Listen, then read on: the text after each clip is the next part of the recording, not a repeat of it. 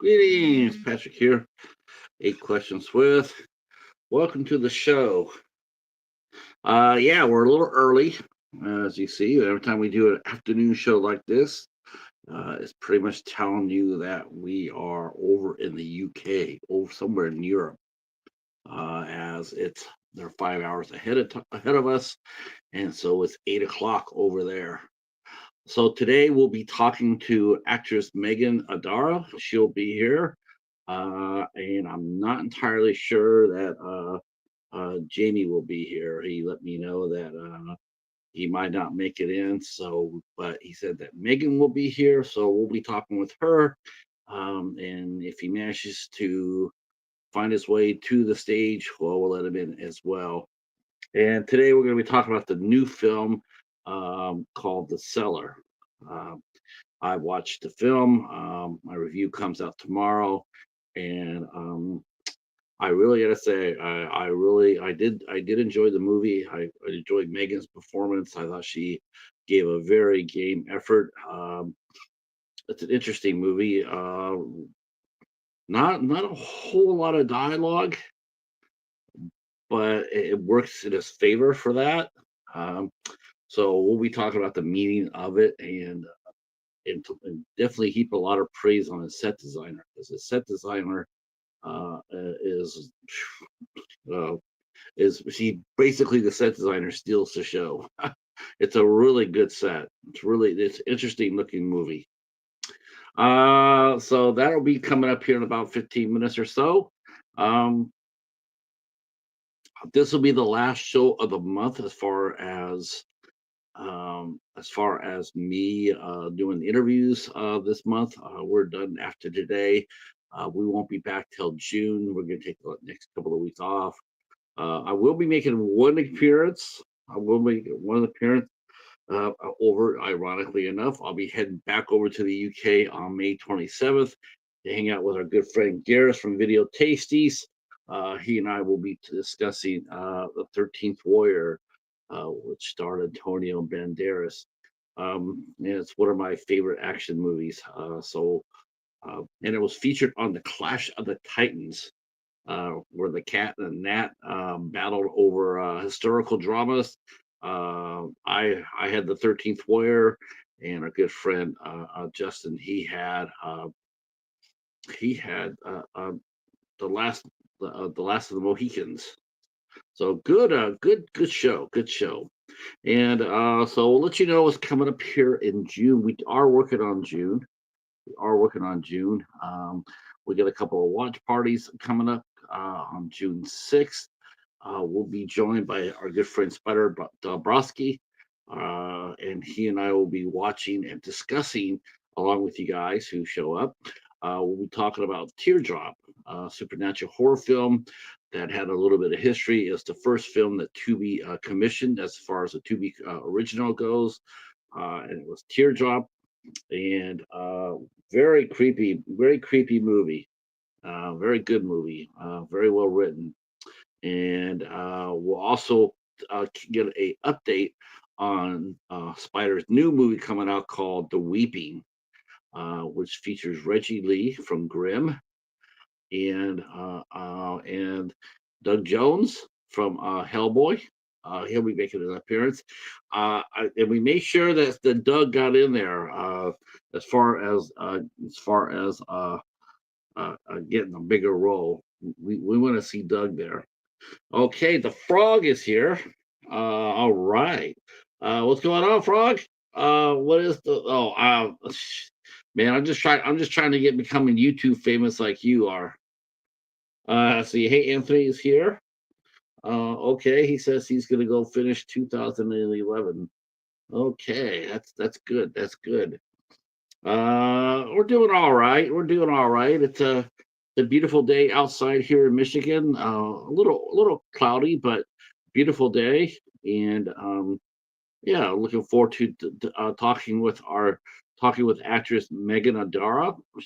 She'll be here, and she's a young actress from Great Britain, and a very interesting actress. And so we'll be talking with her shortly. Uh, she is she just basically just started out almost. She's got a few movies underneath her belt, including Winnie the Pooh, Blood and Honey 2. She'll be here. We'll talk about that, and it's going to be interesting. And she's done some TV work as well. And let's see, I think she's got some new stuff coming up too. Besides the Cellar, the Cellar is saying that it came out last year, but I think it's just now getting out to the public. Uh, oh, the R.I.P. man is on her. Oh, that's interesting. It's a small ass world. So she's going to be in the movie called The R.I.P. Man, which is Rest in Peace, and that is actually will be something somebody will be talking to next month. We'll be talking to the person behind that movie, and that will be Tate Irons from Talk Horror with Tate. He is a podcaster as well, but he is making a movie. He is making a movie called The R.I.P. Man, and it looks like Meghan Adara is going to be part of that. So very small. I did not know that till right this very second. So that's shout out to Tate, right? Very small world. So we'll be talking to Megan about that as well. Okay, the cheetah is here, saying hi. Give it up for the cheetah. Okay.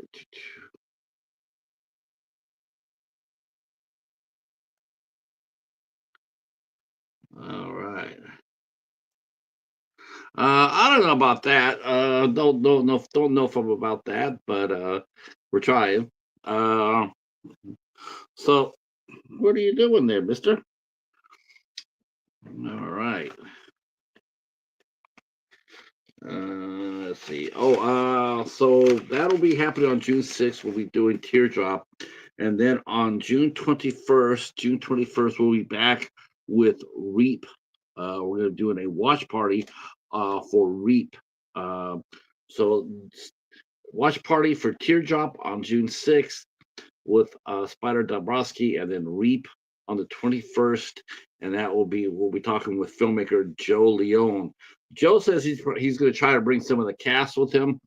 That'd be awesome. Some of the cast that was in Reap also popped up in Joe's latest movie, and that was called Greet Your Demons. And speaking of Greet Your Demons, we'll be talking to the two lead actresses in that movie. Re, uh, Eva, Remy Ara, and Adrian Loren, and they'll be here on June 5th. June 5th, and along on the June 2nd, we have comic actor Charlie Mack. And then on Wednesday, we have actress and producer director Amanda Ultra will be with us. We do have some other guests that we're trying to work on too, including one who is getting a lot. Actually, two. And this, I'm really hoping this is going to happen because I really would like to have this happen. But so the new Final Destination is coming out, and of course with the new Final Destination, everybody is let's see. Hey, what's up? How about them Yankees? Yankees and Mets. Yeah, Soto and Judge. Uh, mm, yeah, it's gonna be a good series. It's gonna be definitely. I don't think we'll get swept this year. I don't think so. I don't think we'll get swept. Uh, you know what? I think he'll be. I think he'll be. You know what? I don't. I think he'll get booed. I think he'll get booed, and I don't think they're gonna boo him as far as a player. I think they're gonna boo him as far as wanting, like I guess the difference between him signing with the Yankees and not was was a suite, a suite, a room. That was the big thing. That was the deal breaker. He wanted a room like like one of those luxury suites. He wanted one of those, and in the contract for nothing. And the Yankees said no. I mean, hell, they already probably gave him everything he wanted. He just kept on asking. But that's Scott Boras, though, for you, right? So I was actually glad they said no to him. I really was. No team should be paying that kind of money. And as we already see, look at that big $330 million we paid Garrett Cole, and now it's for shit, right? Lost him for half a season last year, lost him for the whole season this year, and for the same injury he had last year. Because I think what happened to him this year was translated to last year. I think he hurt his rotator last year, and then because and I just yeah. So and the thing is though is that they're offering these pitchers all this much money, and pitching pitching is I'm hearing the announcer saying how good of a job that so and so got into the seventh inning. Oh, give me a break. Give me a break. Uh, weak. Um, I don't know if he broke it. Oh, he broke it or not. The only thing I did not, I didn't like Judge's contract too. I didn't like it, and I'll tell you why. It's the same reason. It's the same reason. He signed it a little too old. I mean, he's a little bit older than you want to see. I mean, he's gonna have what, one or two prime years, and then after that, he's gonna start slowly fading. And I think the Yankees gave him way too much money for that to happen. Now Soto's what, 24 or 25? That's a smart contract because he's entering his 10-year span, 9 or 10 year span where he's going to rake. So I think the Mets will get value for it. They'll get a lot more value out of his contract than the Yankees will. And the one thing I did not like about Judge's contract too was part of the contract said that he would be captain. Now that's terrible. I don't think you should not be captain based on a contract. I just find that really. I mean, you're a captain because your teammates want you to be, and they vote for you. And I just don't think that's right. That's part of his contract that he was made captain. So I mean, I like Aaron Judge. All right. Hey, Betty J. You're I think we got a guest from the UK just knocking on the door. So you know what that means. Whenever a guest comes knocking on the door, we open it and to let them in. So I'll do that. Always got to unplug my phone now before I do that, so I don't get kicked off. All right. Okay. Let's see. This is Jamie is here. Yeah, hello. Steve, I was sitting here with the cheetah, and I was sitting there going like, I'm not sure about this. This might turn out to be a bad day. But I managed to see that you. I know I have to get at the background. It's interesting.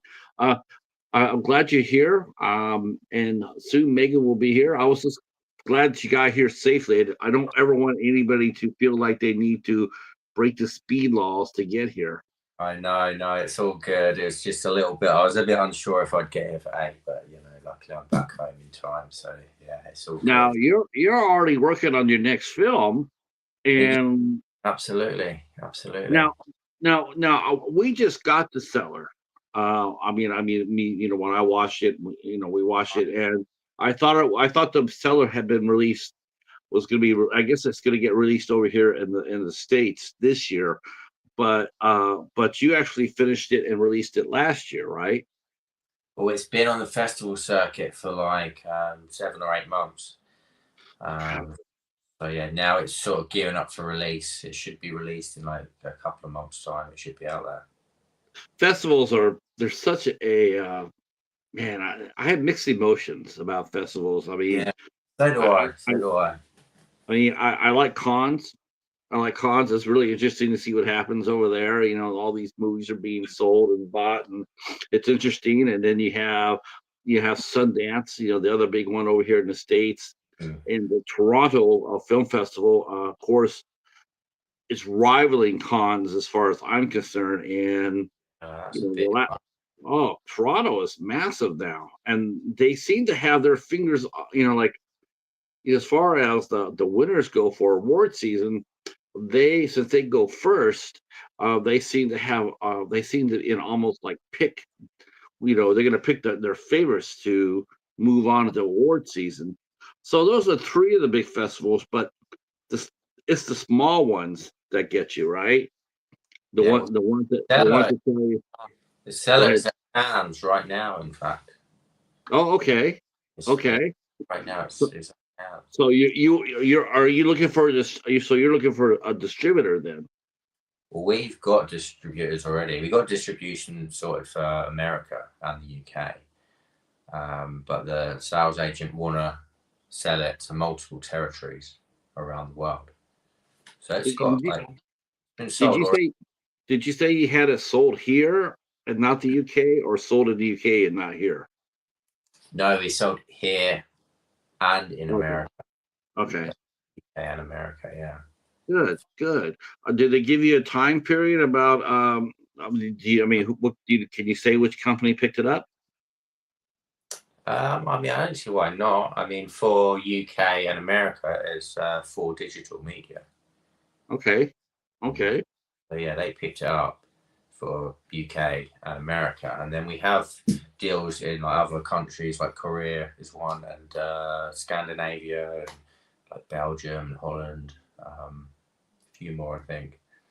Um, so, yeah, it should. Um, we we were talking a little bit of baseball right before you walked through the door. Um, now, my question to you about this, Jamie, is when you negotiate this deal, when you negotiate the deal, are you asking, because this is happening more and more, even to independent filmmakers. Um, it seems like more and more, before it would be like, okay, we're going to distribute this in, through streaming services, and then we'll do a physical media release. Are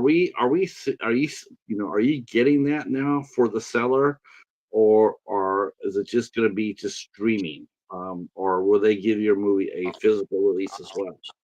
So I think certainly in America, it will have a physical release. In the UK, I don't think it will, because in the UK, there's not a market really for physical media now. It's kind of dying out a bit. But I think in America, it's a lot bigger than in the UK when it comes to Blu-rays and We DVDs. we are we are definitely making a fight out of it. That's for sure. Yeah, Uh, a lot of horror fans and people I speak to that like horror films, they love the physical media side of things. They love owning the film. They want the film in the physical form. it's funny. It's like I was talking to a distributor, and they told me to go over there and pick out a couple of films to watch and review. And I'm like, yeah, all right, it's cool. So I go to their website, and I'm seeing some of these cool movies, but when I click on them, it's digital only, and Yeah, I'm not a digital reviewer. I don't. I mean, I'm a physical media guy. I want to be able to watch the movie in the comfort of my living room. When I want to. I don't. And I don't do digital at all. yeah. I Um, think a lot of true film fans, horror fans, they again like you, they want the physical media.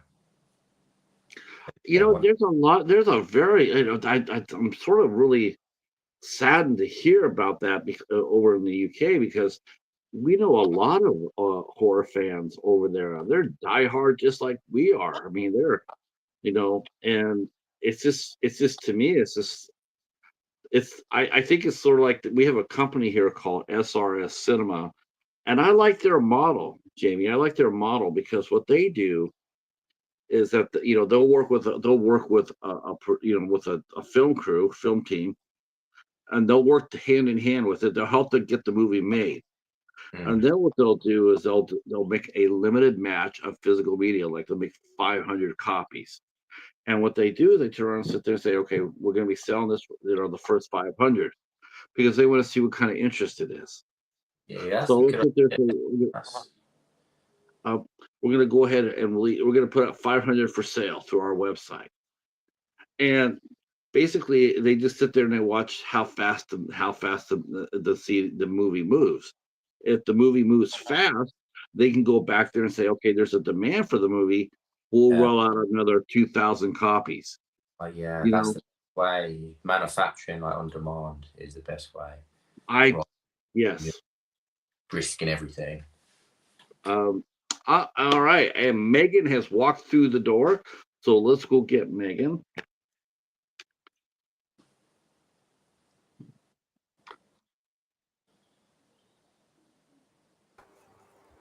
Hello. There she is. Hey. Hey, Meghan. How are you? Good, good. How are you? Yeah, I'm good. Yeah. This is the star of the film. I have to sit there and say it's actually a co-star of the film, because I think the other co-star of the film for the Cellar is your set designer. Oh, right. Yeah. Oh my gosh. Between Meghan and your set designer, is like, man, this is a very interesting movie. It's a good looking movie. Well, I mean, I was practically the set designer, because it was literally all authentic locations. Right. And we'll talk about that too, because I want to know how you got into some of the, especially the first part of the movie, the catacombs. I want to know how you got it, where were those shot at, and how did you get permission to shoot there, because that looked really, really cool.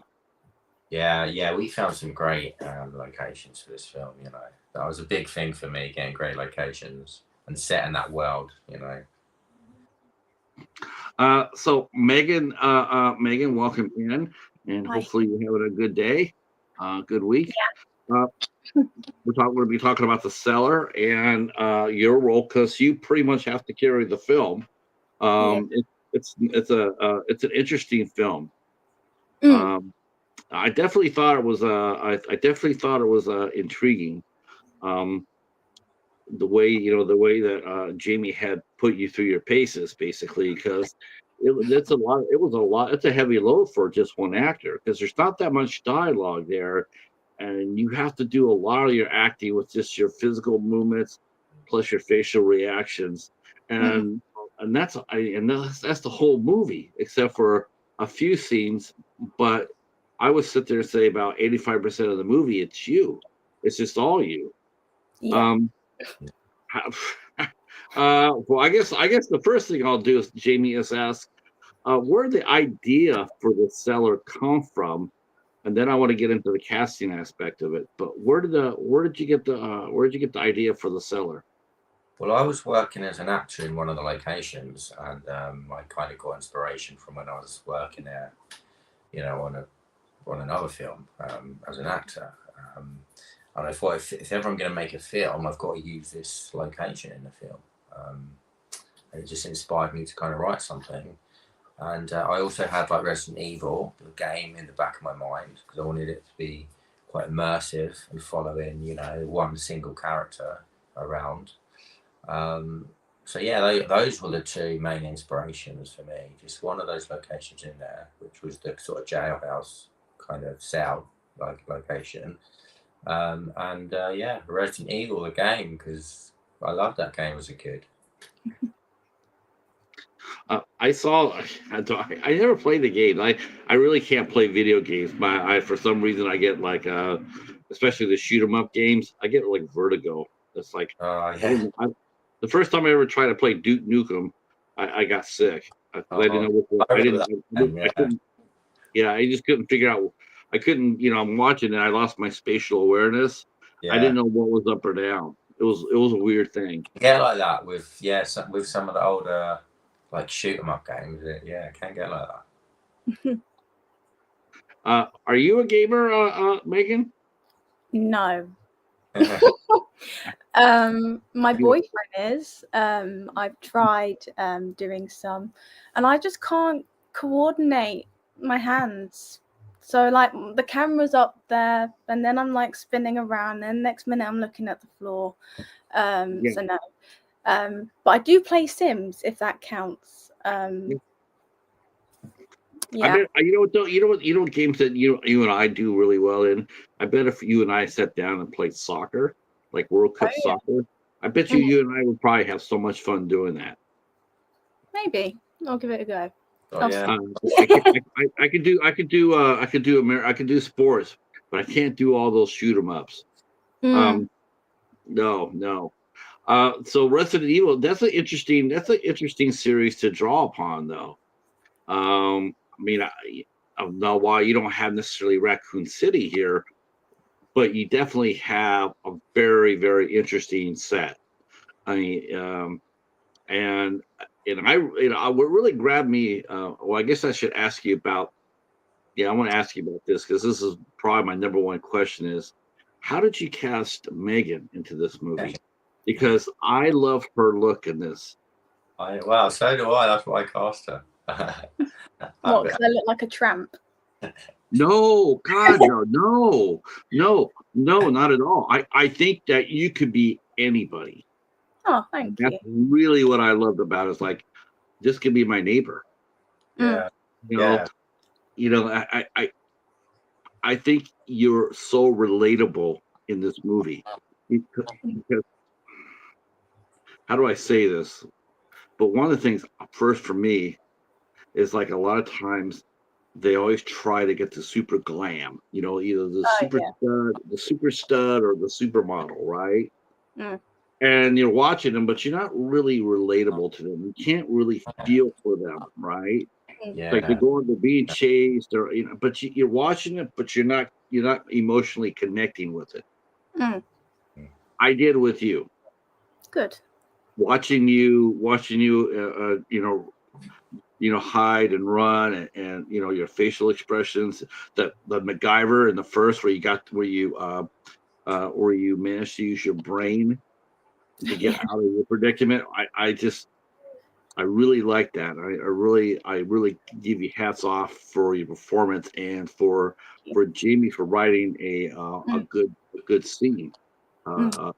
So, how did you guys meet for the film, or had you seen Meghan in some other work that she had done? Yeah, I mean, we'd worked together before, like actor to actor. So I already knew Meghan, and I knew what she could do. And it was just for me, it's an obvious choice. It was an obvious choice for me, obviously Abigail, she's a young girl, she's pretty tough, and like you said, she's got to be relatable, and it was pretty easy casting decision for me. A lot of people have mentioned the MacGyver as well, but I don't know if you know who MacGyver is, Meghan. No. It's you're MacGyver. Yeah, it's a big American. I'm gonna Google her. Should we just call her MacGyver until until after the show when she sees what we're talking about? Yeah. I need to write down the name though, so I remember. Yeah, was it like 80s? Bear with me. Wait, no. But what MacGyver is she though? Is she like the original MacGyver or the new MacGyver that came on like a couple of years ago? Oh, I didn't even know there was a new MacGyver. Okay, so we'll tell you what a MacGyver is. That way you don't feel like we're poking fun at you, because we're not. So there was a TV show back in the mid '80s, late '80s, called MacGyver, and it starred Richard Dean Anderson, who ended up becoming really famous with Stargate. But he starred in a show called MacGyver, and it's about this guy who would go around get into all these adventures, and then whenever he had to solve a problem or he was kidnapped or whatnot, he would get out of it with just like sort of like how you used your bra to get out. That was Right. like, Okay. yeah. So when Cool. they see that scene, that's what you'll be hearing a lot of people saying. You MacGyvered your way out of there. It's a compliment. Yeah. Okay. I'll take it. Thank you. Yeah, I mean, and I really like that too. There was no damsel in distress waiting for someone to come rescue you. You had to do it yourself. Hmm. And I like that. I think that I think Jamie wrote a really strong role for you. For anyone who would have walked into that role. I don't know if anybody could have carried it off as well as you did. I can't say to that, but I can sit there and say that you did. Yeah, you definitely nailed it. Um, Thank you. how many did you go through an audition process, Jimmy, for your cast, or did you when you were writing this, did you already have an idea of who you wanted to cast? Yeah, I pretty much had an idea in my head already. I mean, the good thing is, I know a lot of actors.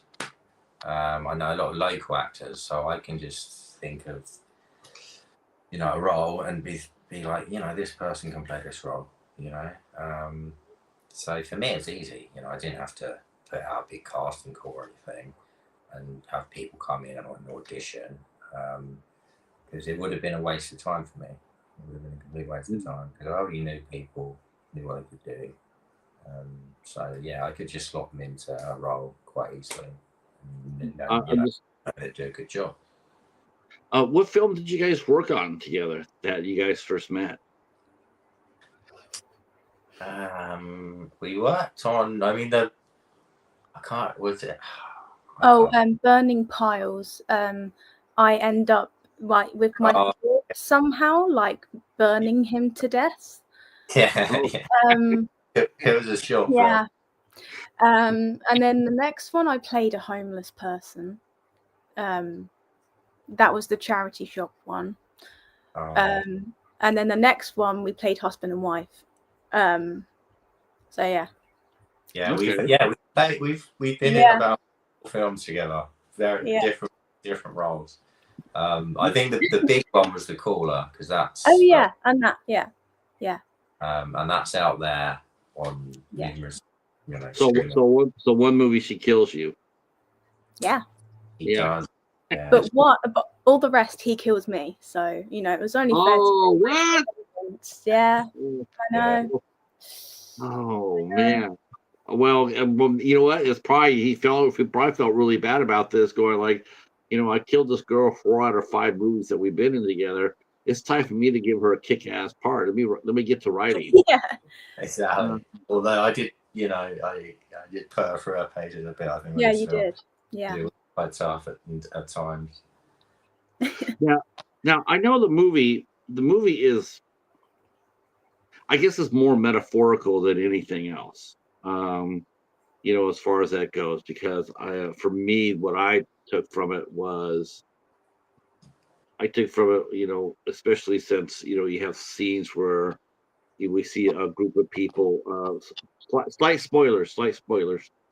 We see people in a group setting and they're talking, and then we go back to Meghan, and she seems to be running, and you're not really sure if she's chasing them or they chasing her, or it reminded me sort of like a cat chasing his tail. It's like, what's going to happen when she catches up with these guys? And what's going to happen what's going to happen to the guy who's chasing her? Yeah. But the movie itself, I didn't take it as like a, especially since you you have her in the first half, and she's in this really interesting place. Like I said, sort of like a catacombs almost. And then she is transported to a very cool looking house. Now, whose house was that, by the way? What location was that for the second half of the movie? Yeah, that was actually a bed and breakfast. It was like, it's like an old Victorian bed and breakfast. Yeah, massive place. I noticed how, again, I'm going to call to Meghan's acting, because when they showed her in bed, it didn't look like she really wanted to get out of bed. And I was thinking, No. I can relate to that, because that bed looked awfully comfortable. Oh, it was. So It was a great day. now, did you sit there? Did you tell Jamie, I could do this. I could do this scene better. Let's do another take. Oh yeah, 100%. Yeah. Yeah, Or look, you take your time setting up, and I'll just lay here. yeah. Yeah. Thank you very much, Betty. I appreciate that. Yeah, because it looked absolutely stunning. Yeah. So let's talk about some of the meanings of the movie, because in order for you to play it, did you fully feel like you understood what Jamie had written and what he wanted? No. Uh, yeah, it's He was writing it as he went along, so it would literally be like a week or maybe less than before the shoot, and he'd be like, "Oh, here's like extra 10 pages. Oh, here's a whole new complete script. Oh, I've only just written this scene and we're going to be doing that." So I had like an idea of like what the film was about, and obviously what she was going through, but I didn't have the overall like synopsis of like, because he was writing it as he went along. I mean, I think it's bad because the character has no idea what's going on. Really. Oh yeah, he changed my name like 3 times, I think. One point I was called Alice, then I was something else, and then it was Abigail. And then in a script he then sent me later, it had 2 different names. And I'm like, so am I Abigail or am I Alice? And he was like, oh no, Abigail. And I was like, okay, I'm just checking. You know what you should have done? You should have just held out and sit there and say, since I'm playing 3 roles, I should get like 3 times the cash, 3 times. So I think that would probably help him like come up with just one name. I love you. Is that part is the writing and the renaming? Because I got from this movie that it's a personal movie. And I'm thinking that this story isn't so much Meghan's, but it's yours, Jamie. And since you wrote it, I have a feeling something's rooted in reality in this script. I mean, based on what I saw from the movie, it looked like someone who was fighting their inner demons. And I'm wondering, was Meghan, was the character someone you knew in real life that you were writing about, or was this a completely original idea? It was pretty much original idea. I mean, of course, I've known people that have gone through a whole bunch of stuff, like what was in the film. But I think like these days, everybody pretty much knows someone who's gone through stuff like that. So yeah, I didn't. I mean, the characters in the other characters in that support group were actually based on real characters, but not Abigail. Abigail was just her own sort of unique character that was just I kind of come up with in my head. So yeah, other than the other people in the support group, Abigail was her own unique individual person. A composite, you could say, almost like you could draw upon 3 or 4 different people you knew and came out with Abigail. But maybe subconsciously. I think most things I think do happen subconsciously when you're kind of writing something. But yeah, I mean the process of writing this film was basically letting the actual story take control a little bit. I guess my only question, and again, it might be slight, but and I'll tell you why after you answer the question. Is Abigail, is she comatose in this movie? Is that what that is? Is she comatose? She starts off being I can't like it. I don't want to kind of get too much into it, but she starts off just fine, normal. Even when she's in the cell, she's fine. You know, there's no issues with her, other than she's locked in a cell and she doesn't know what's going on. But there's one point in the movie that it gets to the point when something terrible happens to her, basically. And from that point on, then she's like a different big entity, basically. Right. The reason I asked is like I just got done talking to another filmmaker, Joe Leone, who put out his movie called Greet Your Demons, and his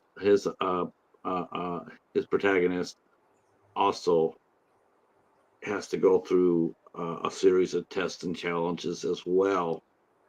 But unlike Abigail, her character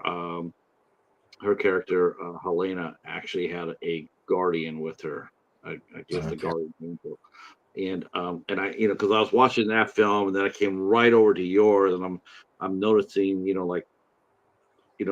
without, of course there's no way in hell, but it was similar themes, similar themes. Purgatory, right?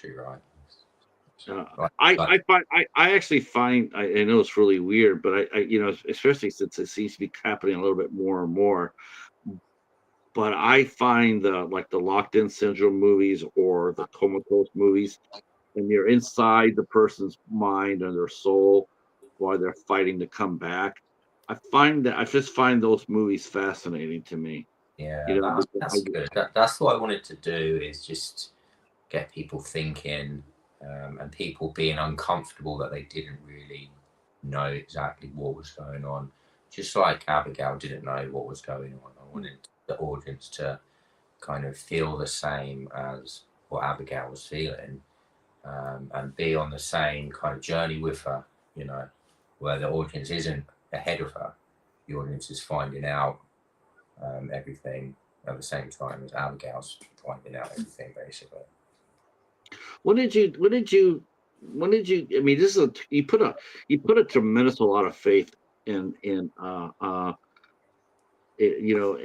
Meghan's talent, because I'm hearing I'm hearing about the rewrites and the new script and new, but in actuality, at the end of the day, you pretty much threw the script out the window, because there's not very much dialogue in this film. I mean, you could have made it really exposition heavy, but it's almost like hearing how you had a rewriting.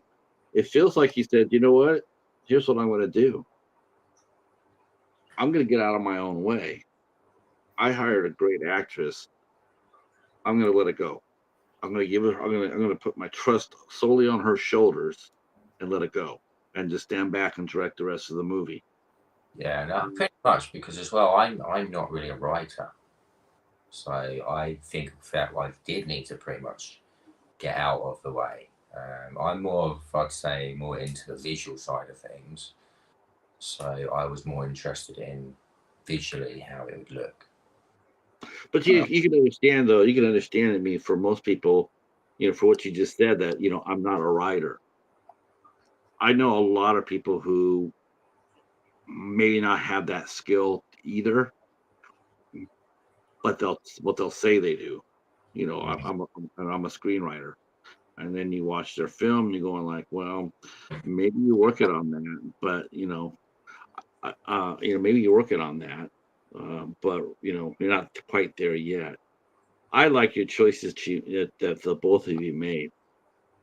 Your choice to get out of the way and just let her go, and then watching Meghan just tear it up. Yeah.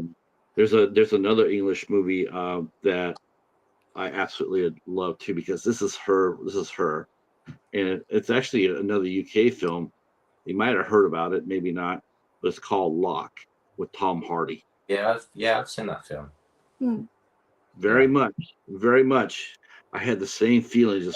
It's basically the whole movie is Tom Hardy driving, Yeah. The whole movie is on his shoulders, much like it is on you for you, Meghan. Mm. The movie doesn't go anywhere without you. It just doesn't go. It doesn't. There's no supporting actors that can pick up the ball. It's the movie is either going to make it or it won't, based on your performance. Yeah, exactly. Yeah. So, yeah. So I mean, Thank God she done a good job, right? no, I will say that the gentleman in the meeting, the older gentleman, not Gabriel, but the gentleman to the left of Gabriel. Yeah, I know who you mean. I really, yeah, I really liked him. I thought he did a sensational job. Yeah, well, I mean, he is an alcoholic as well. In real life? In real life. Wow. So he had that whole experience as well. And his monologue, I kind of let him write it as well, because was in a better position than I was to, write what he was saying. Now, is he a working actor, or was he somebody that you knew? I mean, and how's he doing today? He is an actor. He also is a writer as well. So it's good having an actor that does also write as well. And yeah, again, it was like I say, he's in a better position than I am to write his own dialogue. So I just sort of let him kind of let him do his thing. He's got a sobriety today, though, right? He's still working. Oh. Yeah. I just thought that he gave a great performance, and I definitely I was really impressed with him. Now I understand why, because he was so heart, he was like so vested in that in this dialogue, and I'm like, this guy's acting his ass off, or because it did feel like he was there, like the camera wasn't there, he didn't see the camera. I know, yeah, it was such a good performance from him, and so many people have said that as well. He should definitely put that on his show reel, 100%. So how did you get how did you create Abigail, Meghan? I mean, you got the role, and I know you said that it was a little difficult because all the rewrites, but it's just a young director trying to make it, they're just trying to do it right. And I can understand. I mean, we can all understand that, except for Stanley Kubrick. He doesn't count. He doesn't get a free pass. But he's just you got a young director. He's writing it. He's trying to make it right. Did all the changes, did it help you create the character, or did it hinder you in creating Meghan? Like, okay, today you're Meghan, but tomorrow you're Abigail, and tomorrow you're Kate. Or did you always just go into it and create Abigail, as she is? Was it hard for you to bring her to life? No. When Jamie sent me the script, I highlighted like what the themes were, and found behaviors and feelings that she was going through that I could connect with to have a better understanding of her. And then I also messaged Jamie and asked for some like backstory on her, maybe some hidden, extra details that I would need to use to, create the character. And based on that, I basically created my own backstory for her, from the moment that she was like born all the way up until her, like, when you see her in the film. And used some of the experiences that she went through, and then used my own experiences to influence the character. So I've tried to find myself within her to be able to create a relatable and believable character. So that's how I went about creating Abigail. And yeah. Now I'll ask you. I mean, we're talking about drawing upon composites. Mm. Did you do the same thing to bring her, to create her? Did you draw upon your path? You mentioned experience. I take it it's not your experience that you drew upon, but some of your friends' experiences, or was it your own experience that you put No, into it was my own experiences. Yeah. This is a heavy movie. Yeah. How just, if you don't mind me asking, but how old are the two of you? Like in your mid-20s, early 20s? Oh I'm God. 25. Yeah, that's about right. That's what I. And how about you, Jamie? Wow, I wish I was in my 20s. I'm 39. Okay. Wow, that's interesting. Yeah. It's But yeah, interesting. it is a heavy movie actually with It uh is, and yeah. so it's like I said, I'm coming off Greet Your Demons, which is another heavy movie. Mm. And it's. Let me ask you this question, Jamie. Do you look at this movie as a horror movie, or do you look at this movie as a drama with horror elements? I kind of look at this film that's not one specific genre, actually. I'm with you. Yeah, it's sort of, it could be a thriller, it could be a horror, it could It's be. definitely not. I will say, because I'm, and I told this to the filmmaker of Reach Your Demons. His name is Joe Leone, and he's made, all the movies I've seen of his up to Reach Your Demons have been horror films, Mm, or dark comedy. But he made a drama.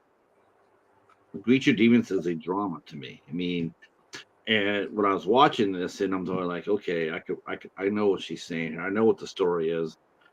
And to me, it moved it into a drama with horror elements. I yeah. mean, this is very, there's some really dramatic things going on. Especially when you brought in the meetings, when you interjected the meetings into the film, it really reinforced the fact that if people are coming in here expecting to get scared, well, they may get scared, but not in the traditional sense. It's Yeah. not, it's not going to be any slashing. There's not a slasher movie. It's not like a Friday the 13th or Rawhead Rex. It's not a creature feature. Um, it's a drama. Um, I think it's best not to, go into a film thinking I'm going to make a horror film, I'm going to make a thriller film, I'm going to do this. I think it's just to have its own unique story, and then Yeah, especially for a movie like The Cellar. I 100% agree. I mean, if your movie it's a slasher and you see, Leatherface walk on your set, okay, it's a horror film. We're making a horror film. We get yeah, that. But for this, it's almost like a thinking man's film. It's like a thinking person's film. It's like, because you really do have to think about it. And this is a movie that, for me, you need to see more than once to oh, see yeah. what you Again, know. many people have said that as well. Just I think it's got a lot of layers. This film, you can interpret it many different ways. Um, but yeah, I think it's got a lot of layers. Someone described it like, and this is how dark some people think it is. Someone described it similar to Martyrs, the French film, and that was like a brutal film, Martyrs. Yeah, no, I wouldn't compare you to Martyrs. Yeah, Martyrs is a whole different animal. That's a yeah, whole different. that is brutal. That's a whole different animal. Yeah, that's, Um, yeah, no, no. Uh, uh, uh, yeah. Have you seen Martyrs? Me? Yes. No. Did yeah, I? You know what? It's like, I'll be honest with you. That is one movie I've seen where I can sit there and say, man, it's like, I mean, it's like, I want to sit there and tell you how good it is, because Mm. it's really good. but at the same time, you want to sit there and say, "But don't watch Don't it." watch it. Yeah, it's it's like it's yeah. Whereas your movie is rewatch it, watch it again, watch it Yeah. with friends, watch it Mm. with family. You know, but Martyrs, man, that's an Dark. interesting movie. I think about what she whispered in her ear at the end. I think about that scene. I wanted to know what the hell she said. Yeah. I'm gonna have to rewatch that film actually. Huh? I'm gonna have to watch it now. Oh my gosh. Yeah, yeah. It's I would like to you know what? How about this? How about if I recommend someone from your side of the pond? If you want to see a really moving picture, I mean a great motion picture and one with a lot of spirituality to it. I'm gonna recommend and people in the chat will or replay will laugh at this, but I would recommend you watching A Dark Song. Dark Song. Director named Liam Gavin made it. When was that released? You know, roughly. Yes, 2017. Oh, okay. It is, I'll yeah. bet. I would recommend that before jumping into watching Martyrs. I like to jump feet first, just straight in. Yeah, yeah, that's you know, but sometimes though when you do that, it's shallow water and Yeah. you end up breaking your legs and your ankles and stuff like that. And nobody wants that. I would sit there and say watch a dark song, and if you like that, and you know, and then maybe think about it. 'Cause I'm not saying I think Martyrs is brilliant for such a movie like it is. It's brilliant, but boy, it is hard to watch. Yeah. Whereas uh, whereas your film is beautiful to watch, you know, Well, in many aspects. that's good to Um, know. how long did it take for you guys to film the movie, and did you film it all at once, or did you break it up and like you know shoot on weekends and then you know, or did Yeah. you do it all at once? No, we broke it up. It was staggered quite a bit. We shot it over 9 days, and it took like to film. I think it was like 6 months. Mm-hmm. So it was really staggered. Yeah. You know, because again, we started it with no money, and we were shooting it as the funding was coming in. So we was waiting to get some funding, and then we'd shoot a bit more, and we kind of staggered it that way. So we did. I mean, it was all done in a very unconventional way, basically. Now, you mentioned the money aspect, and that's one thing that Great Britain is awesome about is that their film commission, you can apply for grants to help make your movie. Did you do that for you? Did they help you finish your movie? No, it was just through crowdfunding and some investment. I mean, the grants, I think they're quite, I think it's quite a long process.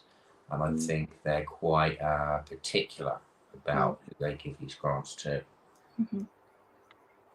I think they probably would have helped you out in a heartbeat because the message in the movie, you know, the message is powerful. The message is powerful.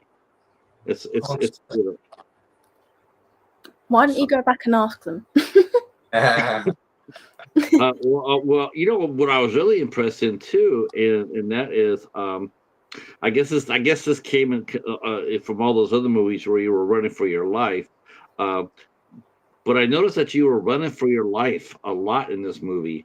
Um, what kind of physical training did you do? Any physical training or workouts before you know when they gave you the script and says Abigail is running like 90% of the movie? Did you go ahead and did you know how did you get in shape for all the running scenes? I didn't. I just did it. Meghan came in on crutches a lot of the time. Yeah. Yeah. So Yeah. Now, how many dyslexia. times? What's the most shots of you running? Yeah. Where Jamie said cut and just do it again. How many Oh, times? all How many the time. Huh? There was a point in the film where I'm running and I go into this room and my hip like basically popped out or did something, and I had to like sit down, and everybody else is like, "Are you okay? Like, do you just need like, do you need 2 minutes? Like, just sit down and just collect yourself." And Jamie's going, "Yeah, like we really need to get on." And they're like, Yeah. "Bloody hell, Jamie! Like, calm down." Oh! I just got done. I just got done pushing Stanley Kubrick out of the room. I What's know. up, what's up with that? So Still did it. I still did it. you hit your head. You hit your head, and he's sitting there going, "I want another take." Basically, essentially, yeah. Oh, Yeah, but I I was knew. in hospital for some part of it, and he's like, "Yeah, we really need to do like the last scene. Like, we really need to do the last scene." And I'm like, "Well, you can turn up, but I'm not going to be there because I'm still in hospital." So, Yeah. Did you go to the hospital because you hit your head? no, I didn't. Oh, okay. I was gonna say it sounds like you got a concussion. No, I had bladder cancer throughout the filming, so I was in hospital. Yeah. How are you doing now? I think great. I'm not sure. I just rather not know, you know? I'm just a I girl told who you, lives on the edge. yeah, this is a heavy film. I told you in many ways. Anyway, It's cool. Yeah, I mean, they do a lot. They have a well, you know what? Since she shared, I don't feel like I don't want to leave you out there sharing that by yourself, but I can. I don't know exactly. I don't know what you're going through. I can only tell you what happened to me and my wife. She passed away from ovarian cancer, oh man, and her passing day is on the 20th. oh, So yeah, well, that's you're not alone there. how many years ago was this? Then Well, we have a saying. It's like, well, it's been 12 years, but yesterday, because you remember everything. So, but keep fighting. I do. Uh, now did you get now I'm noticing your hair, and did you get to keep it then? Oh, this time, yeah. Yeah. Yeah. So Which I'm very I'm happy about because my hair's like my holy grail. Without my hair, I'm not me. yes. Yeah, that was difficult. That was difficult when that happened for my wife and she started losing her hair. That was difficult to get it. So you're running because you were very quick on your feet, and you're running, and so I want to go. I want to talk a little bit about the layers of the movie. The first part of the movie, it's where did you shoot the first part of the movie at? The second one we said was a bed and breakfast, but what about the first part? Was that shot in Great Britain? yeah. It was I mean, we shot the whole underground bit in 2 locations. One was like an old jailhouse that's disused, not used anymore. And then the other part was an old wine cellar underneath a hotel. So yeah, I was fortunate enough to, stumble across these two great locations. And yeah, it was pretty claustrophobic down there at times. Oh my! You're kidding, right? And Yeah, long- that was some narrow hallways. I'm like, man, that is really small. I mean, Yeah, I know. but it suited Abigail because Abigail was very quick, very fast. Yeah. I like the I like I said, I like her physicality. She like you got the idea of a dog chasing his tail or a cat chasing his tail. You weren't really sure who was chasing who, even though they're supposed to be chasing her. But were they really? Because Abigail, there's many places where it looked like she could go somewhere else, make a different choice, but she chose differently. She chose against the grain.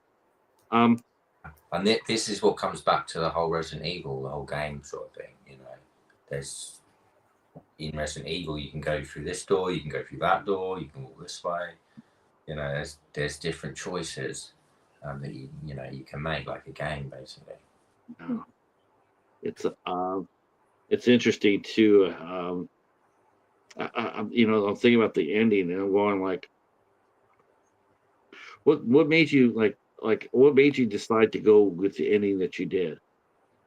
It's Well, I wanted a dark ending.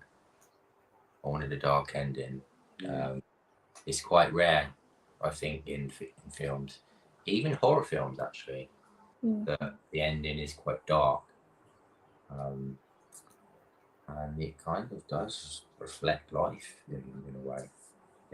There's not happy endings all the time. So yeah, it's a bit bleak, but yeah, I will say that it's funny because I've seen, like I said, I've seen some movies, The Abandoned, and Doom Room, and Ghost Stories. Ghost Stories. Have you seen that one with Martin Freeman? Yeah, I saw that. Wasn't sure about it. Same sort of theme-ish, and actually same sort of if you want to see bleak movies, I mean, you say you don't see that many bleak movies, but there's a time in the US during the 70s where yes, oh my lord, it seemed like every movie that came out during the 70s had a bleak ending. That was the best decade for horror films. 70s, 100%. There's no, very, very rare that there ever was a happy ending in the movies from the 70s. Yeah. Very rare. And yeah, that's the best decade for horror films, I think, in my opinion. Because you had I guess the first, you had the Texas Chainsaw Massacre, which started the whole horror. Yeah. And that was before anybody. I know people say, well, we can go back to Night of the Living Dead or Rosemary's Baby, but I think really, though, more than those two, though they're tremendous movies, but more so though. But I always thought the Texas Chainsaw Massacre was the that was the gatekeeper. You had to go through that. Oh, you haven't seen that movie. You haven't seen that movie, have you, though, Megan? What, Chainsaw Massacre? Yeah, the first one. Yeah, I have. Yeah. Oh my god. I have. Right. I love the film. It's great. It's awesome. Oh no! So, are you guys both horror fans? I mean, and if so, what are some of your favorite horror films? I guess Jamie, I'll ask you. I mean, it seems like to me, it seems like the British horror scene right now is experiencing a renaissance with I noticed that Megan did Blood and Honey 2. I had an actress named Alina was on here not that long ago, and her and another actor named Alex I worked with her before, Alina. Yeah. Alex. Oh God. Well, and he did Piglet with Alina. I was in that film. I was in that film as well. Are you? Yeah. Ah. Yeah, I was in that opening scene of that film. Nice. Well, you were in Winnie the Pooh, Blood and Honey too. Yeah. How did you enjoy that experience? It was different. Overall, I had a great time. There was people who were on set I'd worked with previously, and we had a great time. But yeah, I'll leave it there. Yeah, I don't think that company valued actors that much, to be honest with you. Yeah, it was different. It's great that they're doing these films, and yeah, I heard they filmed them really fast. Yes. Yeah. Very fast. I think they filmed like 5 in 1 week at one point, which was like insane. Well, five movies? 5 features in like a week. It always, it's really funny is that I haven't seen the second one yet. I saw the first one, and it seemed like they were sitting on the starting line. And as soon as they said, okay, you're able to film, put out these public domain characters, like Winnie the Pooh. It just like it seemed like as soon as they said, okay, it's sliding into the public domain, and then next thing you know, there's Winnie the Pooh, Pooh, Blood and Honey, and it just looks so god awful cheap. I'm not gonna lie to you about that. It looked horrible, and every clowned on it, but it went out there and it made $15 to $20 million, No, and and you sit there and go, and they said, well, we're gonna make another one, Yeah. and then you would think that the director, whoever he was, you would think that he would actually take a deep breath, go over the first movie, and then take a notepad and write all the things that he needs not to do in the sequel. Mm. And the first thing I would have had on there was take your time, Mm. because Yeah. your movie, it went for character development. It did not look rushed. It didn't look like you were trying to, like the house was on fire. It was methodical. It looked like it was made with care and professionalism. Whereas, Piglet looked really good too. I was really impressed with Piglet. I was like, okay, that it could have been rushed, but it wasn't. It was really well done, and great performances in there, and I enjoyed that. And to me, it's like, okay, they had the same thing as far as the people who made Blood and Honey, that they're trying to get their movie out there fast because early bird gets the worm. Yeah, I think that's it.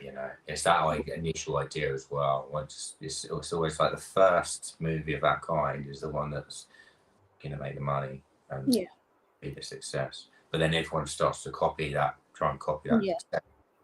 Then, well, it's ironic though. Anybody sit there and say, "Well, you're copying," when you turn around and look at them saying, "And what are you doing?" I mean, you're taking all these characters and you're twisting them inside out, but you're still not coming up with original characters.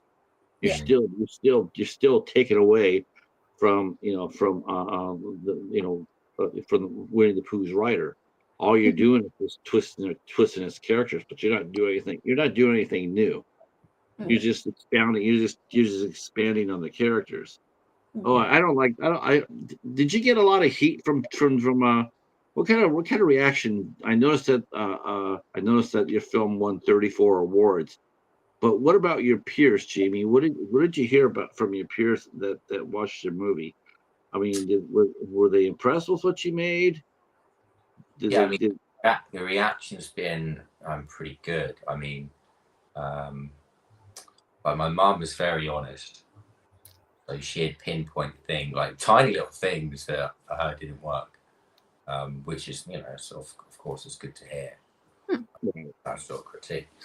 But yeah, I mean, in general, it's like most people have pinpointed the good things they like.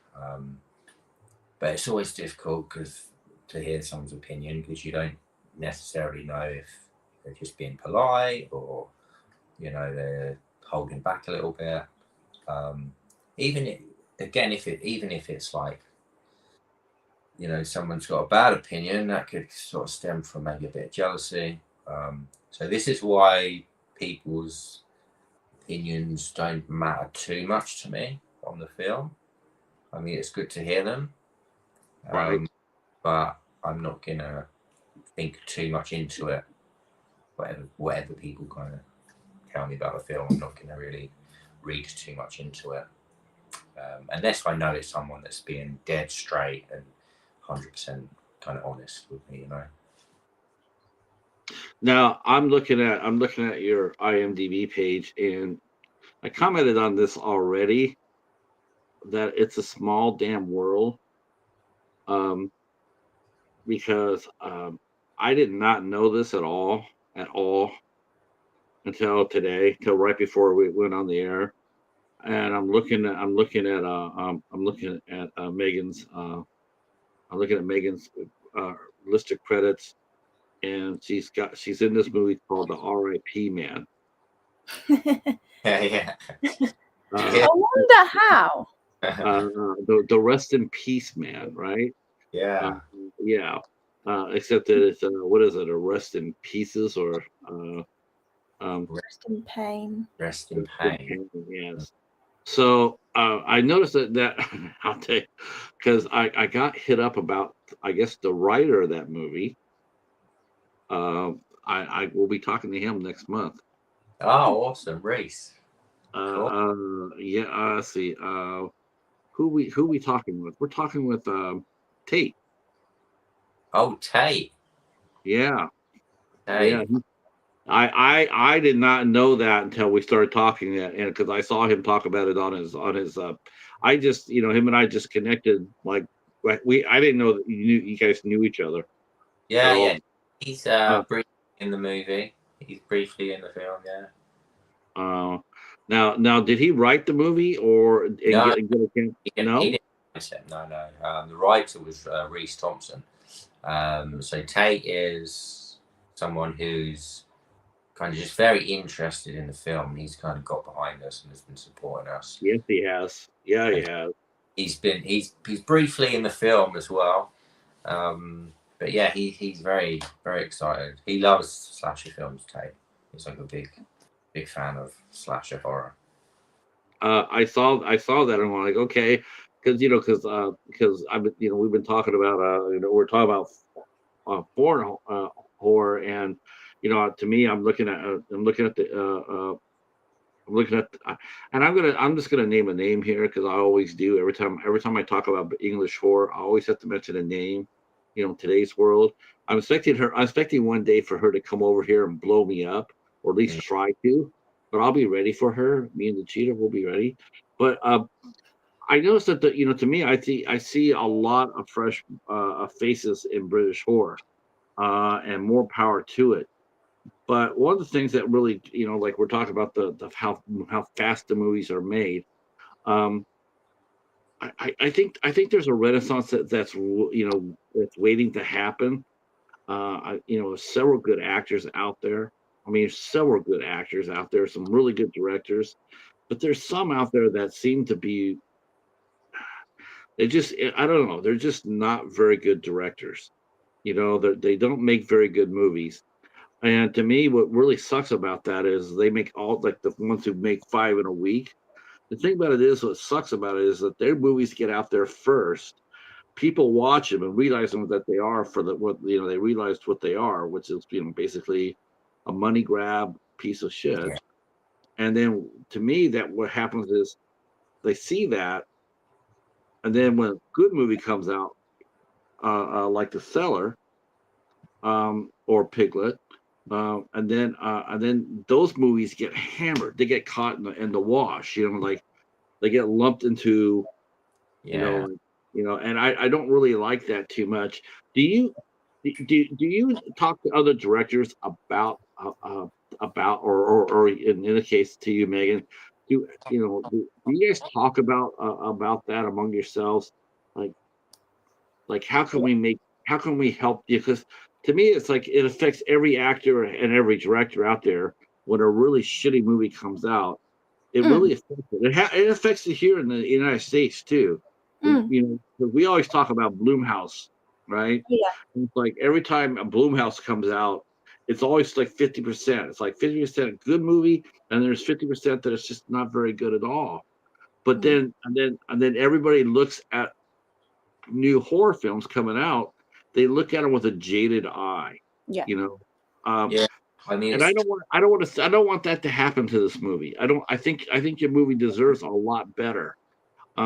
How do you two go about trying to make, I guess, better horror? I mean, do you talk to your peers? I mean, do you yeah, absolutely. collaborate? Yeah, and also watch a lot of films, like indie films. I mean, I think a lot of here's the thing, I think you can have a terrible film, but it can be marketed and promoted brilliantly. Yeah. And that film's going to get out there and make a lot of more money than a really good film that isn't promoted very well. Yeah. But I guess it's also down to how much money you have at the start. Yeah, How, I mean, how big's your network? How big are the actors that you're hiring? That all plays into how big that film will be, whether it's a bad movie or not. yeah, Yeah. I Let me think as well that, you know, the good films are the ones that have that longevity as well. Even if they start slow, Yeah. you know, they build and build and they keep building. And you know, they keep finding a new audience. And yeah, the good films are the ones that stand the test of time, I think. You know, the kind of cheap horror films, they may get, you know, when they're first out there, they may get a lot of interest. But I think that interest will kind of slowly dwindle away. And you know, the decent films out there will keep growing and growing. You know, that's what I like to think anyway. Yeah, I like to think that as well. Let me ask you each this one question. Other than yourselves, because you guys, we both recognize you guys are talented. But tell me 5 names that impress you right now, as far as English cinema goes, as far as English horror goes. What are 5 names? Actors, directors, screenwriters. What are 5 names that we should be aware of that you like and that you would recommend to us? 5 names. Okay, I could give you 2 right off the bat, and that's Osgood Perkins and Ari Aster. They're 2 right there. Oh my gosh! Excuse us. Me and Jamie are going to step outside. We're going to step outside through the back door because we're going to fight. Okay. Yeah. You don't. No, I'm not an Ari Aster fan. Oh, okay. So I thought Hereditary and Midsummer I thought were really good. Let me The fact that it was let me tell you out. something too. And people will tell you I'm not bullshitting with you. Okay, I'm not saying this for brownie points, right? I'm not. I'm being truthfully honest with you. Your movie is better to me than Hereditary. Oh wow, okay. Well, that's a I'm not bullshitting. I'm not saying that for heat. I'm not saying for comments, and I'm just telling you honestly. Your movie is better than Hereditary. Thank you. I just find, like, to me, see, he got a lot of money. He got a lot of money, and it's almost like he didn't know what to do with it.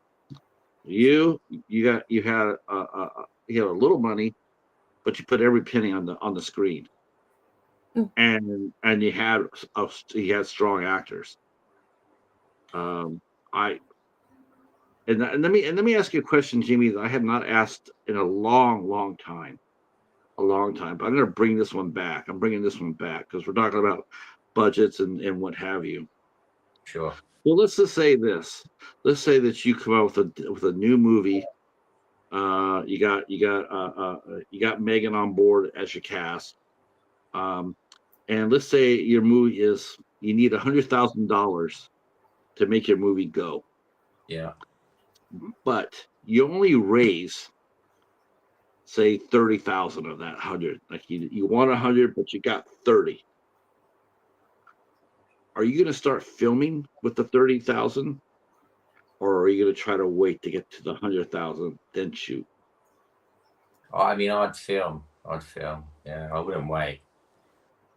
I'd start filming. If I've got 30 grand, I'd start filming tomorrow. So, because I mean, to me, it's like, you mean you already got 30,000? Would it be, if you had that money and you had a chance to like, okay, I've been, it took me a year to get where I'm at.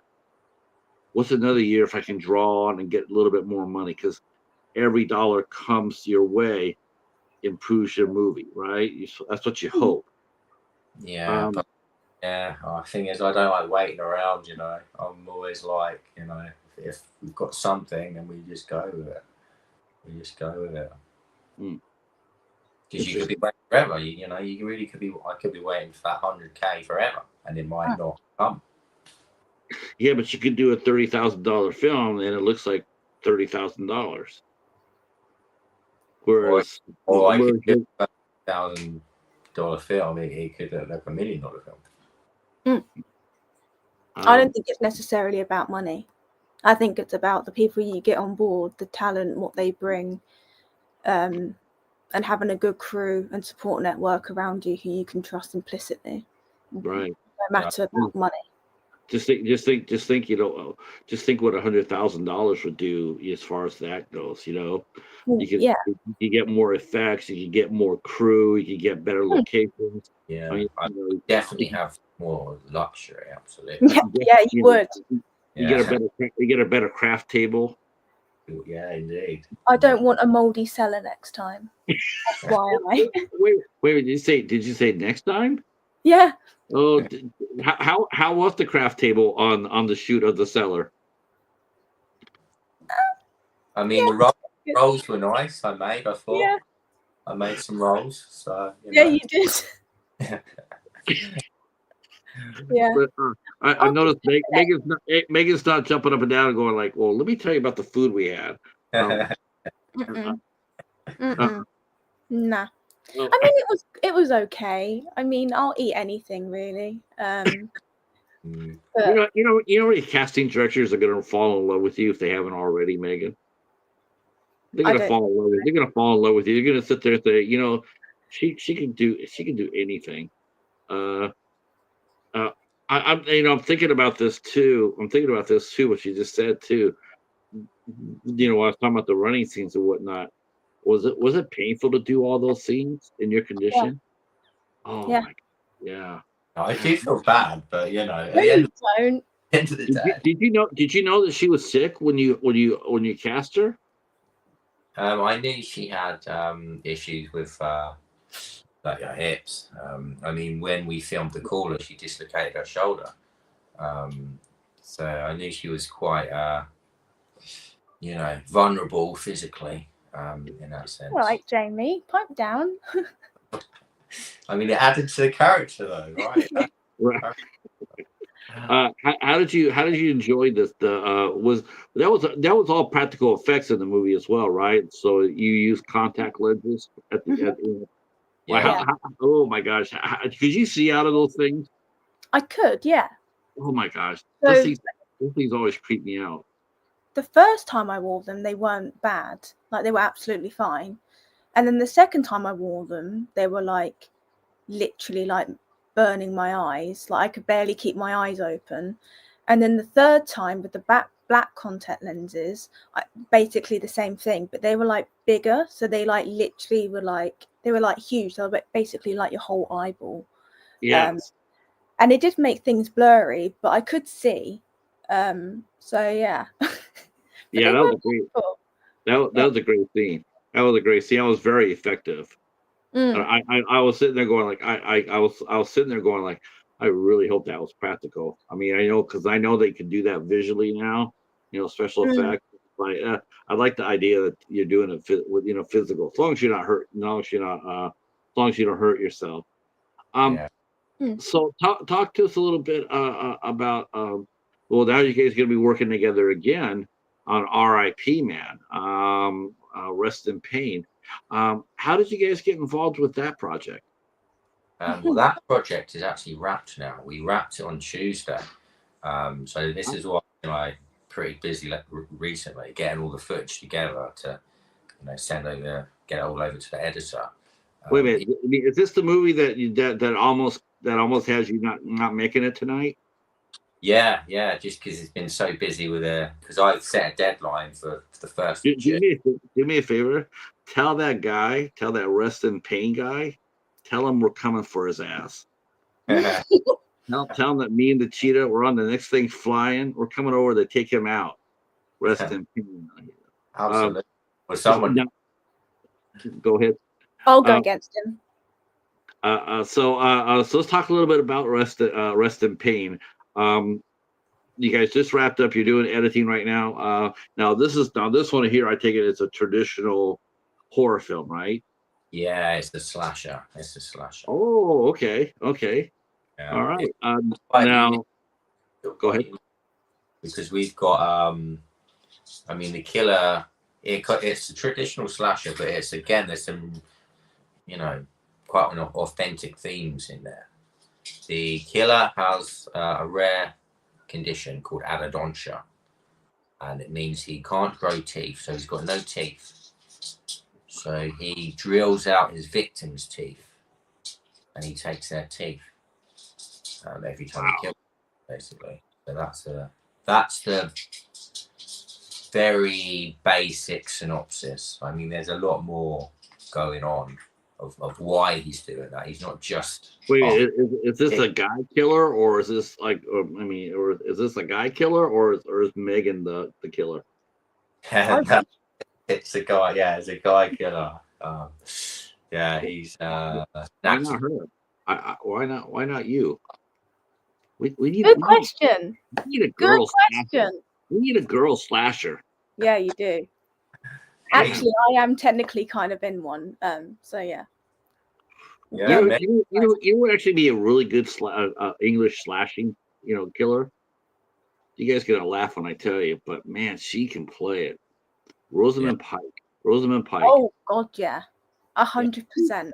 Yeah, in Gone Girl. In Gone Girl, she was pretty going down that vein. I think in Gone Girl, absolutely. Yeah. And Return to Sender. That's a good one. Oh, that's a banger.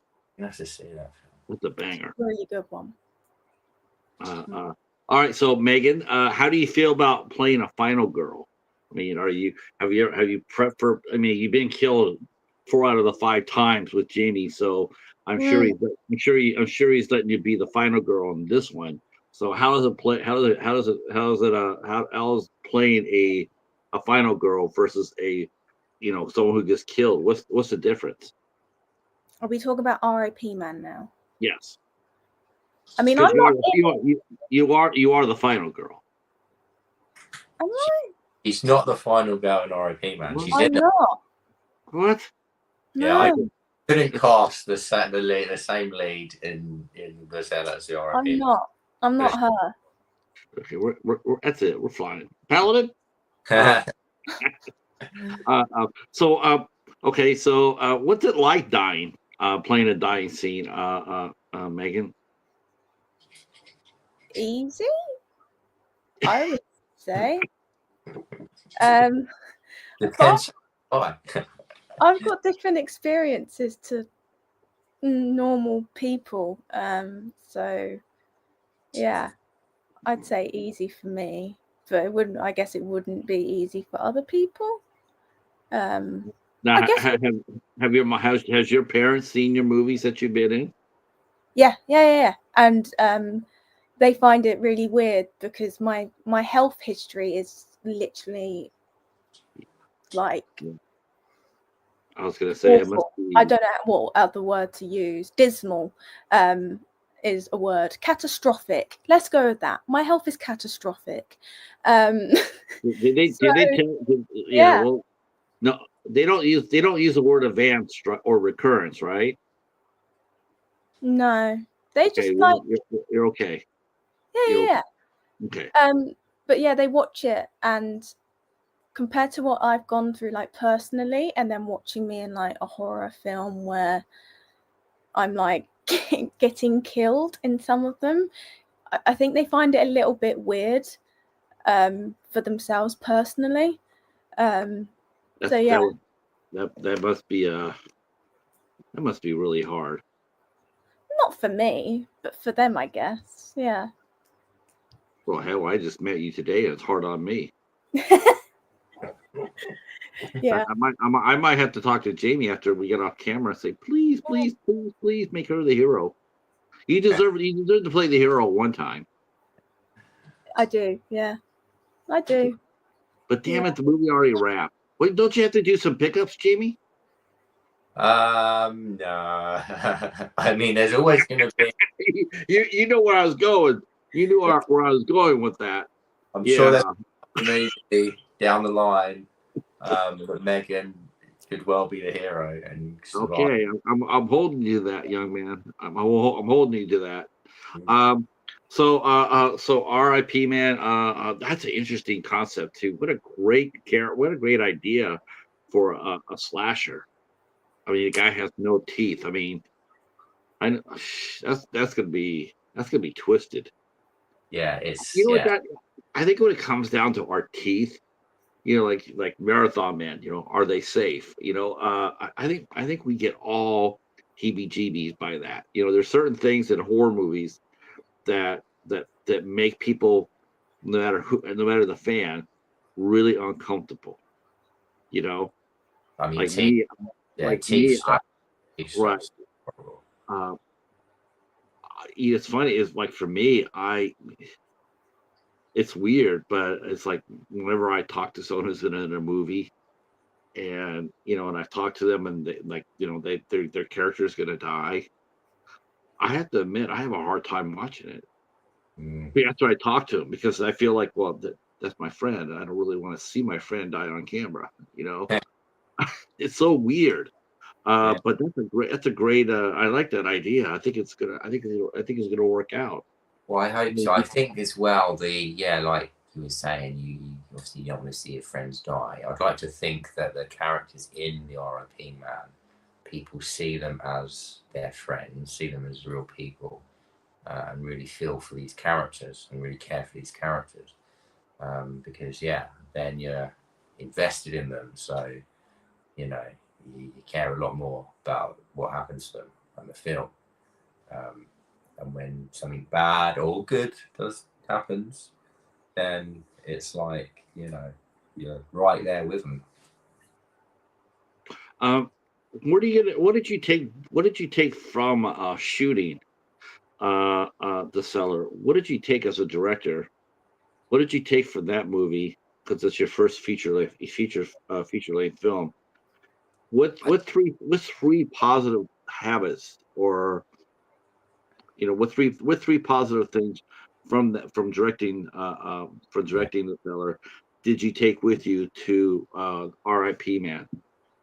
I'd say always be conscious of the time. Yes. Um, Always have a plan in place, but know that that plan probably isn't gonna come to fruition. But have that plan there anyway, and always just stay in control of the situation. You know, Do, don't do get you stressed out and just try and be calm and relaxed and just stay in control, basically. do you do you storyboard your when you direct? Do you use storyboards to help I, you? I do. They're great, aren't they, Megan? My storyboards. They're absolutely beautiful. Yeah. You could pay hundreds of thousands for them. That's how Yeah. amazing they are. Yeah, they're great. Great. I mean, Brilliant. I can understand them. I'm not sure if anyone else can. But yeah, I storyboard and I know the shots. And maybe some people will see it, but I see it. I'll let you. I'm sitting here where we were talking about martyrs earlier, and I'm sitting here and I'm just realizing my background here. I'm going like, you know, you should tell Megan about that movie, and so I will. Before I let you guys go, I was telling you about a movie to watch. If you watch Martyrs, Mm. but I was thinking, but you know what? There's a movie I could recommend right here, right now, that Yeah. you would absolutely love, and that's the movie that's on my background. It's called Bound to Vengeance. What's it Oh, called? okay. Yeah. That is a banger of a movie. I love that movie so much. It is awesome. Have you seen it, Megan? Uh, there was a movie that was made in the UK called The Den. It was Yeah. called The Den, Mm. Yeah. and then so we're watching that movie. We're talking about it on another show, and I ran across Bound to Vengeance, and I watched it and wanted, man, those two could be there's like spiritual sequels to each other. Oh, But yeah. I'm thinking like, wow, I There's could definitely- maybe I couldn't recommend Martyrs, but I definitely, I do recommend Martyrs, but it's like but I could recommend watching Bound to. I could watch that movie all day long. Yeah, this is That the thing. movie, There's so many films, great films that are sort of like, sort of off the radar a little bit. You seek these great films out. Yeah. All right. The last thing I'll let you guys know is that I did put up your review. It'll be coming out tomorrow. I'll drop it tomorrow. Cool. So I never do reviews before I do my interviews. I always do it afterwards. Yeah. Well, that's because because sometimes if you put out a review, let's say you watch a movie, it's a little bumpy, it's a little rocky, and you put your review out before the interview. Sometimes the people who you're supposed to interview, sometimes they have things to do during the interview.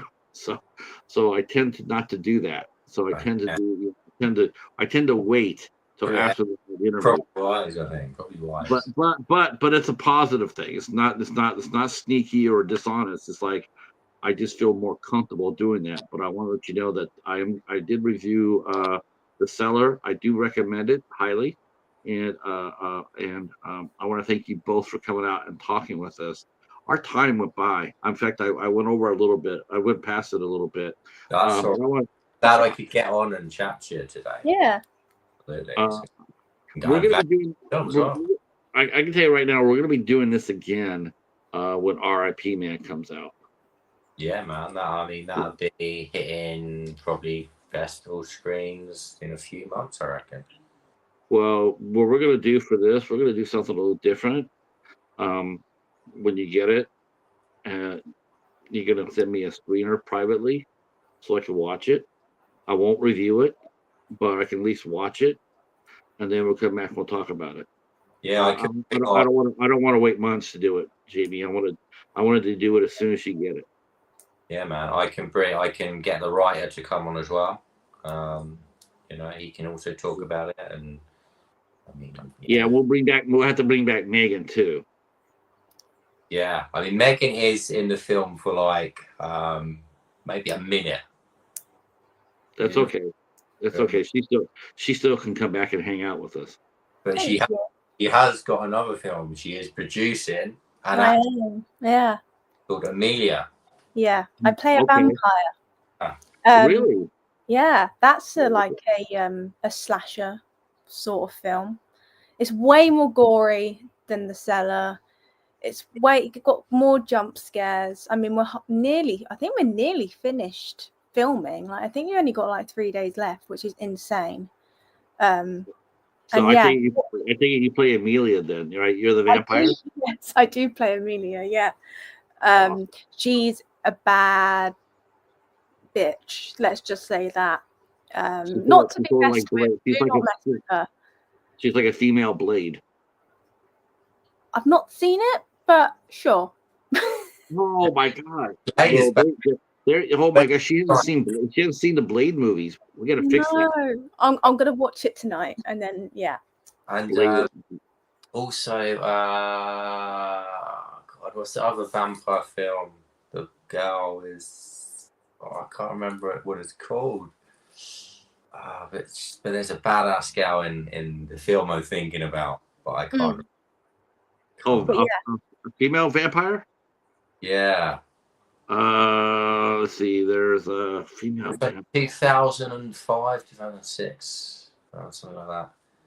See, there was Blade. There was, as far as vampires go, there's Blade. There's Rise. There's Rise. Oh yeah. Rise with Lucy Liu. She plays a vampire. There's Innocent Blood. Emperelle. She's a French Are lady. you thinking of Jennifer's Body or something? No. No. God, she was like a really sexy vampire woman, dark hair, super hot actress, but I can't remember the name. So annoying. Salma Hayek played a vampire in Dust to Dawn. Oh yeah, she did. Yeah. Oh, that's another very sexy vampire. I just saw that we have a magazine over here in the United States called Sports Illustrated, and she made the cover of the swimsuit issue this year. Oh no. She's 58. She's 58 years old. She made the cover, and it's like, that age is nothing but a number when it comes down to her. She's Yeah. wonderful. She's a good actress too. Mm. Mm. All right, boys and girls, I'm gonna let you guys get out of here because it's late in the UK, and some of you guys need your sleep more than others. So I don't want to hoard up any more of your guys' time. I want to thank the chat for hanging out with us, and the people kind of come by and watch the replay. Thank you again so much. The movie's called The Cellar. It should hopefully be getting a physical release over here in the States. And to the fans in the UK that want this on physical media, I guess we'll have them contact you through the Cellar Instagram, and you can provide. We'll see. Yeah. We'll see. I mean, it'd definitely be on streaming platforms, but we'll see. We'll see where it goes. All right, this is going to be my last show of the month too. This is the last show we're doing of 8 Questions With this month. We're taking the rest of the month off, and I will be actually heading back over to the UK on the 20th, on the 20th. I'm sorry, the 27th, hanging out with our good friend Gareth from Video Tasties, and we'll be talking about the 13th Warrior. All right, if you guys can stay there for 1 second, I'm going to say goodnight to our chat. Thank you guys so much, and then we will talk to you guys on the 27th. And the midnight hour is on tonight at 10 o'clock. And shout out to our good friend Hobbs Horror, who's also in hospital right now. And we're with you, buddy. Hang in there. Get better. Talk to you guys soon. Peace.